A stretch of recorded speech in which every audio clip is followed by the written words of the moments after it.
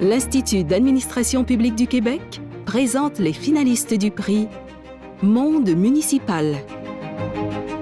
Finaliste, Ville de Laval. Réalisation, Code de l'urbanisme. L'objectif principal du projet était de réviser complètement la réglementation d'urbanisme de Laval, qui datait de 1970 et qui était plus adaptée du tout aux enjeux actuels de développement du territoire. L'intention était de renouveler complètement la philosophie et la structure du règlement en s'inspirant des meilleures pratiques en urbanisme. Il fallait aussi y transposer les orientations de notre vision stratégique et aussi les objectifs de notre schéma d'aménagement et de développement révisé, qui est notre principal outil de planification en matière d'aménagement du territoire. Nous avons obtenu d'excellents résultats jusqu'ici. D'abord, notre gestion de projet a été remarquée car elle a été récompensée de la plus haute distinction par le Project Management Institute en 2023. Aussi, notre démarche de consultation de grande envergure a permis de prendre en considération les nombreuses attentes des gens du milieu, que ce soit les citoyens, les organismes, les employés ou les élus. Cela fait en sorte qu'au bout de la ligne, on a un règlement qui est franchement tourné vers l'avenir, qui est inspiré des meilleures pratiques en urbanisme et tient compte des aspirations de toute la communauté lavalloise. C'est un changement majeur dans notre façon de faire les choses. Ça nous permet de gérer la croissance de la ville en venant favoriser l'émergence de milieux de vie qui sont plus inclusifs, plus mixtes, plus conviviaux et aussi à échelle plus humaine. Finaliste. MRC de Dautré. Réalisation, Autré branché 1. Le projet avait comme objectif d'offrir la fibre optique à l'ensemble des familles de notre territoire et évidemment des entreprises. Parce qu'aujourd'hui, toute l'importance d'avoir l'Internet sur l'ensemble des territoires pour notre développement économique. La première innovation a été la mise en place d'un réseau ouvert multifournisseurs et la mise en place d'un portail qui permet aux entreprises d'alimenter, de provisionner leurs clients eux-mêmes sans l'intervention de la MRC. Et lorsqu'ils procèdent à l'installation du câble de service, ils le cèdent par la suite à la MRC, faisant en sorte que les citoyens n'ont pas à repayer une nouvelle installation.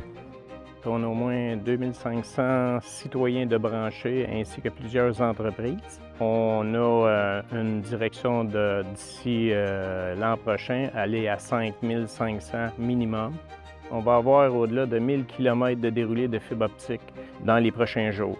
Avec l'engagement du Canada de rendre accessible l'Internet haute vitesse partout sur le territoire, les provinces pourraient effectivement s'inspirer de notre projet pour 3 raisons. La première, l'optimisation du réseau, de la façon dont on l'a construit et déployé. La deuxième, les coûts. Et la troisième, par le principe d'une saine compétition, le réseau ouvert permet d'avoir plusieurs fournisseurs.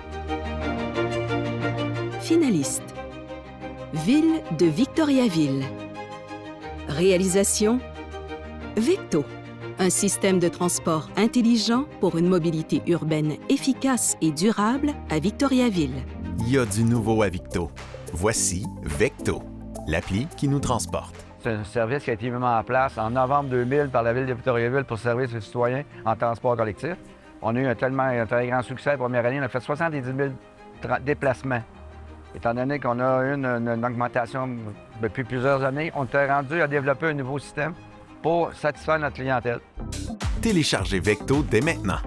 Pour nous, Vecto, c'était l'occasion de mettre en place une application mobile disponible sur l'ensemble des plateformes reconnues pour les usagers de taxibus. C'était aussi l'occasion de remplacer notre système pour se diriger vers quelque chose de plus intelligent et plus automatisé en fonction des besoins de la ville et de nos utilisateurs. C'est une application évolutive de type compte mobilité intégrée. Donc, l'idée, c'est de pouvoir mettre, oui, le taxibus, donc le transport en commun, mais le jumeler aussi avec Communauto et toutes les autres manières de se déplacer, en fait, sur la même application. Maintenant, les usagers peuvent réserver leur transport 24 heures sur 24, 7 jours sur 7. Réservez votre transport et visualisez l'heure de votre embarquement. C'était aussi le point, c'était l'objectif de mettre un système de notification qui nous permettait de permettre à l'usager de savoir en temps réel son taxi est rendu où pour se diriger vers son point d'embarquement au bon moment quand que le taxibus va se présenter.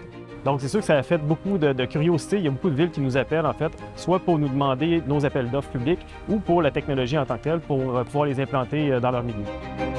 Les partenaires des prix d'excellence de l'administration publique du Québec souhaitent bonne chance à tous les finalistes.